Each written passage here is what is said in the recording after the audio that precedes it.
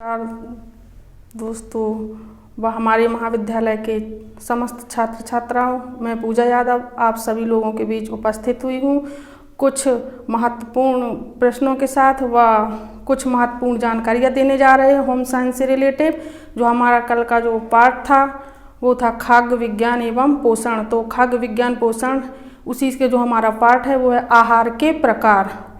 तो जो आहार के प्रकार, तो आहार दो प्रकार के होते हैं। पहला होता है हमारा संतुलित आहार और जो दूसरा आहार होता है वो हमारा होता है असंतुलित आहार। तो संतुलित आहार के बारे में हम बताना चाहते हैं।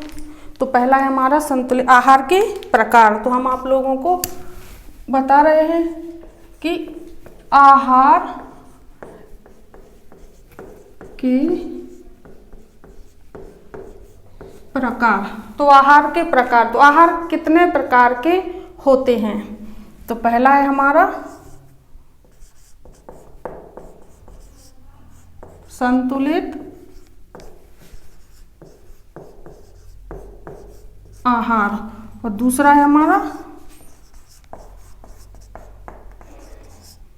असंतुलित आहार।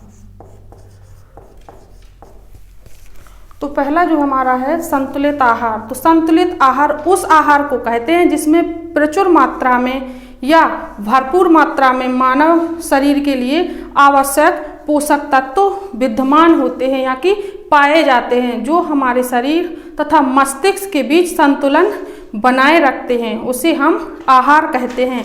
तो आहार होना कैसा चाहिए संतुलित आहार। तो संतुलित आहार हमें जो हमारे विटामिन्स होते हैं, खनिज लवण होते हैं, प्रोटीन होते हैं, जितनी हमारे शरीर को आवश्यकता होती है, इन सारी चीज़ों हमारे शरीर को जिनकी आवश्यकता होती है उतनी भरपूर मात्रा में वो हमें सारी चीज़ें संतुलित आहार में उपस्थित होती हैं। तो ये हमारा पहला हो गया संतुलित आहार।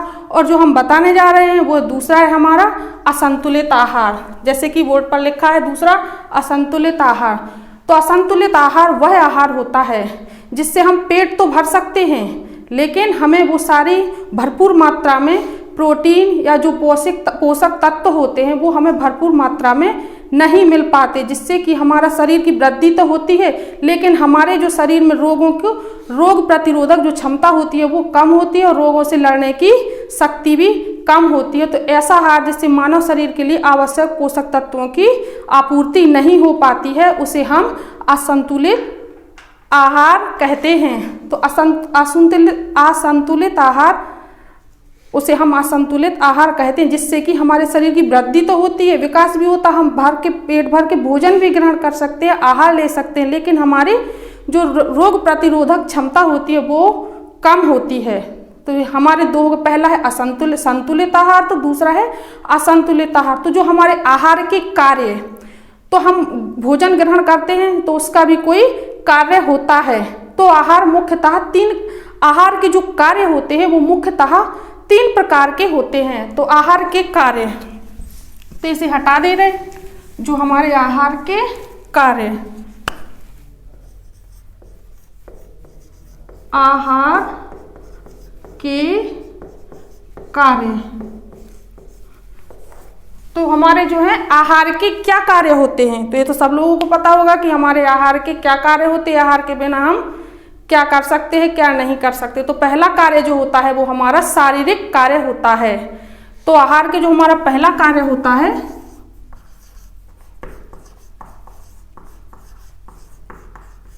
शारीरिक कार्य होता,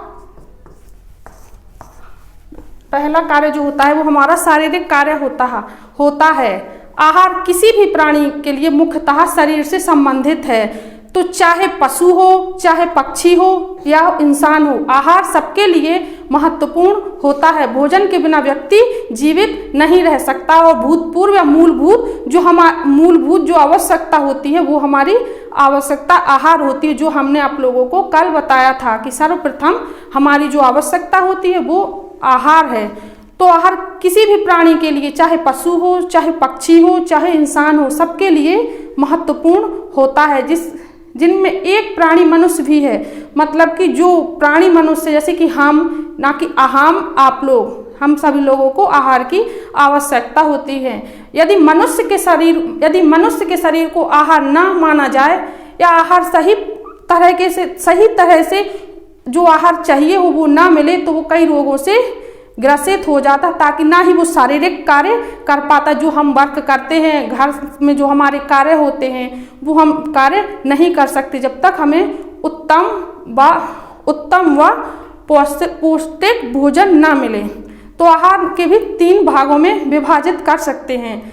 तो आहार दूसरा जो हमारा है आहार का, तो दूसरा जो भाग है हमारा आहार का, शरीर का निर्माण। तो पहला तो हमने बता दिया कि शारीरिक कार्य, तो शारीरिक कार्य बिना भोजन के हम कुछ नहीं कर सकते। चलना फिरना, दौड़ना, खेलना, घूमना, ये सब बिना आहार के नहीं कर सकते। तो जो हमारा दूसरा है वो है शरीर का निर्माण। तो हमारा जो है दूसरा शरीर का निर्माण, तो जो हमारा दूसरा पॉइंट है शरीर का निर्माण, तो भोजन के द्वारा ही हमारे शरीर का निर्माण होता है। और जो हमारे भोजन में शरीर का निर्माण होता है अनेक प्रकार के ऊतकों से मिलकर जो हम शरीर का निर्माण, तो जो शरीर है हमारा वो छोटे छोटे ऊतकों से मिलकर बना है। और जो ऊतक होते हैं वो छोटी छोटी कोशिकाओं से मिलकर बना होता है। तो कोशिकाओं तथा ऊतकों की उत्पत्ति एवं विकास के लिए विशिष्ट आहार की आवश्यकता होती है, जिनमें खनिज लवण, विटामिन एवं जल विद्यमान होते हैं। तो हाँ, तो अगला जो हमारा पॉइंट है तीसरा आहार से रिलेटिव, वो है शारीरिक क्रिया। तो ये हमारा है शारीरिक क्रिया।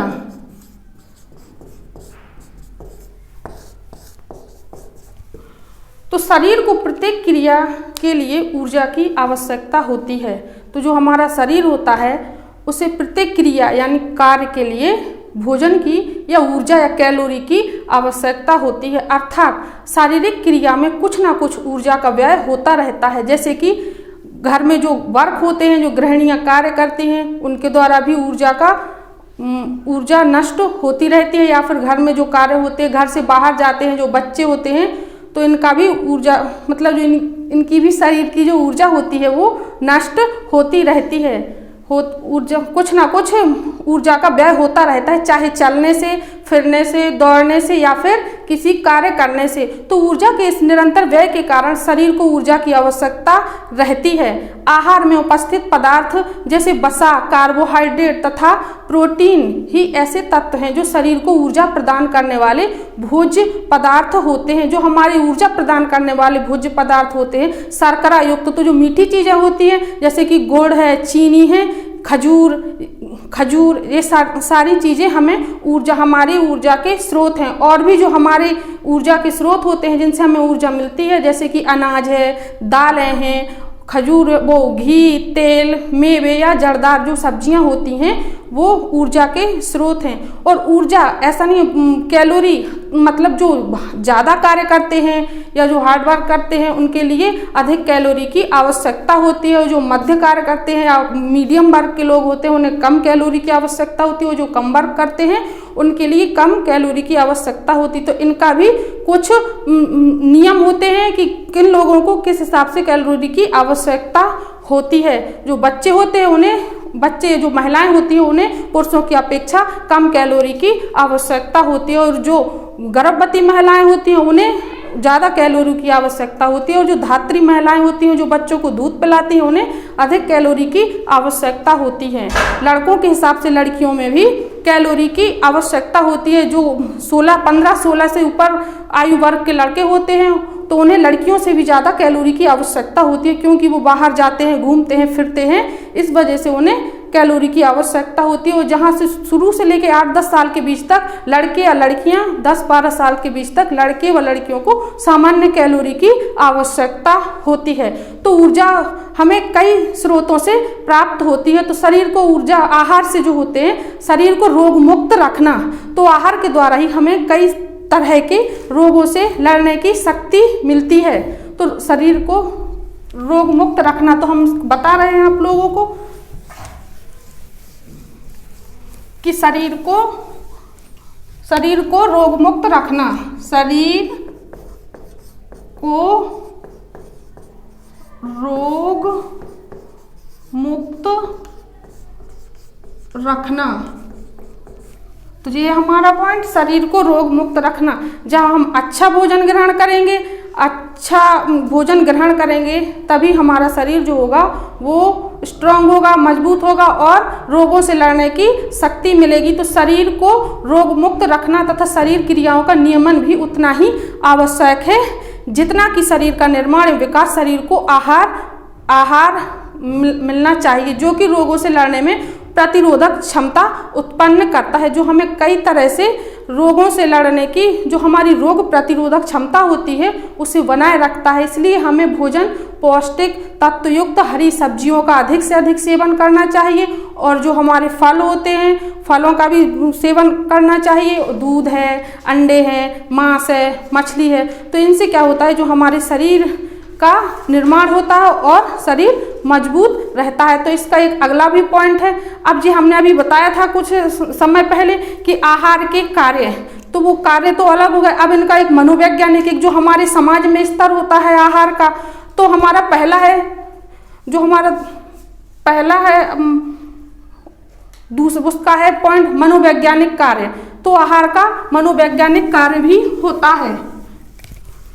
मनोवैज्ञानिक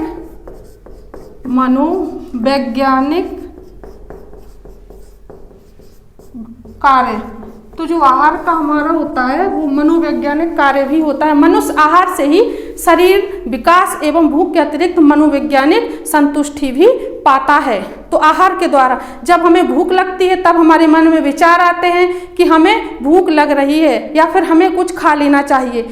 डायरेक्टली तो पता नहीं चलता कि पेट तो बोलता नहीं है किसी से कि हमें भूख लग रही है, इससे हमें मन से ही पता चल जाता कि अब हम भूखे हैं या फिर अब हम तृप्त हैं भोजन से।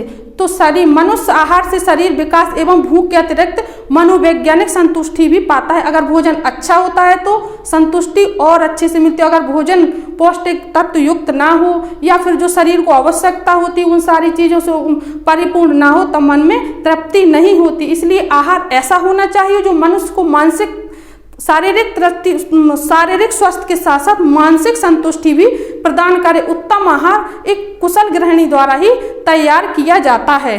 तो हमारा पहला जो पॉइंट हो गया मनोवैज्ञानिक कार्य। जो हमारा दूसरा है वो है सामाजिक कार्य। तो हम बता रहे हैं जो हमारा दूसरा है सामाजिक कार्य। तो जो हमारा सामाजिक कार्य है, तो मनुष्य एक व्यक्ति होने के साथ साथ एक सामाजिक प्राणी भी है। ये भी जानना महत्वपूर्ण है क्योंकि हमारा परिवार के बाद एक हमारा समाज ही सब कुछ होता है। तो मनुष्य एक व्यक्ति तो है, परिवार भी है उसके साथ साथ, लेकिन वो एक सामाजिक प्राणी भी है। सामाजिक प्राणी के साथ साथ एक सामाजिक प्राणी भी व्यक्ति है, इसलिए उसे विभिन्न सामाजिक अंतःक्रियाओं में भाग लेना होता है। जो हमारी छोटी छोटी क्रियाएं होती हैं सामाजिक, उनमें भी व्यक्ति को भाग लेना होता है। व्यक्ति की सामाजिक वृद्धि विकास में भोजन महत्वपूर्ण है। तो जो हमारी सामाजिक जो वृद्धि होती है, जो विकास होता है, उसमें भी भोजन अति महत्वपूर्ण है। तो भोजन के माध्यम से ही समाज में सहयोग की भावना का विकास होता है। तो जो हम जैसे हमारे जो समाज में विकास होता है, जैसे कि कभी सुख में या दुख में या कभी बुलाते हैं घर में, अच्छे संबंध जिससे हमें रखने होते हैं उसको हम घर में बुलाते, खाना खिलाते, ये हमारा एक भोजन या आहार एक हमारा सामाजिक माध्यम है। मतलब एक दूसरे को जानने का, समझने का, एक अपनत्व बढ़ाने का सामाजिक माध्यम भोजन ही है। तो अगला जो हमारा है, इसमें हम सामाजिक माध्यम भी है। हम लोग कई त्योहार भी पढ़ते हैं समाज के हिसाब से, जैसे सामाजिक पर्व त्योहार। तो इसमें भोजन का महत्व अति आवश्यक है। जैसे कि दीपावली, तो दीपावली में हम मिठाइयाँ लेते हैं, देते हैं। ये हमारे आदान प्रदान से हमारा जो व्यवहार होता है वो मजबूत रहता है और हम व्यवहार जो होता है वो हमारा मजबूत रहता है। जैसे कि होली के अवसर पर हम मिठाइयाँ खिलाते या हम एक दूसरे के घर जाते, गले लगते, ये सारी चीज़ें हमें समाज से ही सीखने को मिलती हैं। तो समुदाय के लोगों में ही हम भोजन के या आहार के द्वारा ही आहार के द्वारा ही हम समुदाय के लोगों में अपना व्यवहार या फिर अपनत्व जगा सकते हैं। तो इसके लिए समुदाय के लोगों से ही हम अपना व्यवहार जगा सकते हैं। तो भोजन के ही माध्यम से, तो आहार जो होता है भोजन के ही माध्यम से हम एक दूसरे में मेलजोल रख सकते हैं। तो अगला जो हमारा पॉइंट है वो होता है आहार का वर्गीकरण। तो हम आहार का वर्गीकरण आप लोगों को बता रहे हैं।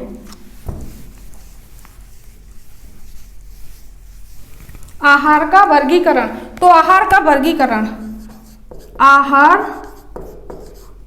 का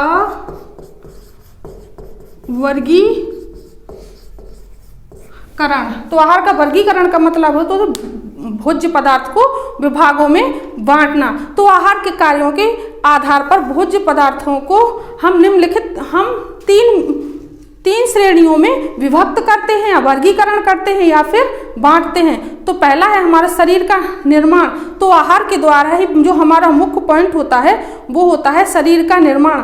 तो जो हम आहार के द्वारा ही हमारे जो शरीर का निर्माण होता है, तो हम बता रहे हैं आपको, हमारी जो हेडिंग है शरीर का निर्माण। तो आहार के द्वारा ही हमारे शरीर का निर्माण होता है। तो आहार में वो कौन कौन से पौष्टिक तत्व, वो पोषक तत्व होने चाहिए जिससे कि हमारे शरीर को ऊर्जा मिल सके। तो जो हमारे आहार में जो चीज़ें आती हों, आप लोगों को सभी को पता होगा कि हमारे आहार के अंतर्गत कौन कौन सी चीज़ें आती हैं। तो दूध से बने भोज्य पदार्थ, तो दूध से बने भोज्य पदार्थ जैसे खोया है, पनीर है और भी कई ऐसे भोज्य पदार्थ हैं जो दूध के द्वारा बनाए जाते हैं। तो जो शाकाहारी लोग होते हैं उनके लिए दूध प्रोटीन का अति आवश्यक साधन है। जो लोग मांसाहारी होते हैं उनके लिए प्रोटीन का जो है मीट, मछली, मांस, मछली, अंडे, ये सारी चीज़ें उनके अंतर्गत आती हैं। तो इसमें तो हम शरीर का निर्माण आहार, तो जो हमारे दूध से बने भोज्य पदार्थ होते हैं वो शरीर के निर्माण में अति आवश्यक होते हैं। तो जैसे कि मांस हो गया, मछली हो गए, अंडा हो गए, दाल, चना, सोयाबीन, ये सारी चीज़ें जैसे कि हम बता दे रहे हैं, दूध, मांस, मछली, दालें आदि और भी जो चीज़ें होती हैं वो हमारे शरीर के निर्माण में अति आवश्यक हैं। तो हमारा जो पहला पॉइंट था शरीर का निर्माण आहार। अब जो हमारा दूसरा पॉइंट है उससे हमारे मतलब आहार के जो वर्गीकरण में जो दूसरा पॉइंट है वो है ऊर्जादायक। तो शरीर से हमें क्या मिलती है? ऊर्जा। तो जो हमारा ऊर्जादायक, जो हमें ऊर्जादायक जो होता है ऊर्जादायक आहार, तो शरीर से हमें वो भोजन से या आहार से हमें ऊर्जा मिलती है। ऊर्जा का मतलब हम चलते हैं, फिरते हैं, दौड़ते हैं, आते हैं, जाते हैं, खाना बनाते, जो भी हम कार्य करते हैं उनकी जो हमें ऊर्जा मिलती है वो हमें भोजन से ही मिलती है। तो सभी प्रकार के अनाज जैसे कि शक्कर है, जो शर्करा युक्त होते हैं, स्टार्च, वो शक्कर है, गुड़ है, शहद है, श्वेतसार युक्त जो फल होते हैं, सब्जियां, मक्खन, घी, दालें, जो ताजे फल होते हैं वो भी इनके अंतर्गत आते हैं। तो अब हमारे ये पहला हो गया शरीर का निर्माण आहार और दूसरा हो गया ऊर्जादायक। अब जो हमारा तीसरा पॉइंट है वो है सुरक्षात्मक आहार। तो हमें भोजन से सुरक्षात्मक आहार, तो हमें भोजन से ग्रहण करना सुरक्षात्मक आहार।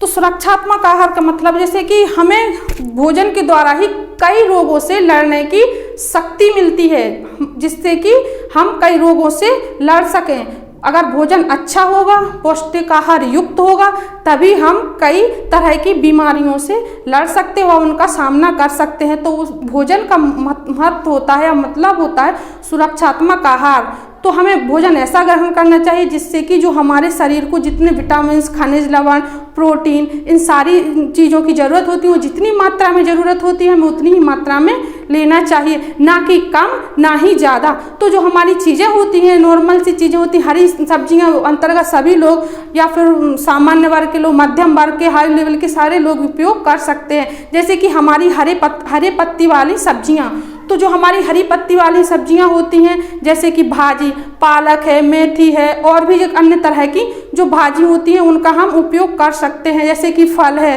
फल के साथ साथ दूध हो गया, मांस है, अंडा, या फिर जो सूखे मेवे, इनका भी हम उपयोग कर सकते हैं सुरक्षात्मक दृष्टि से। इनसे हमें क्या होता है, कई तरह की रोगों से लड़ने की शक्ति प्रदान होती है। ठीक है, तो हम आप लोगों से अगली क्लास में मिलेंगे। नहीं, धन्यवाद।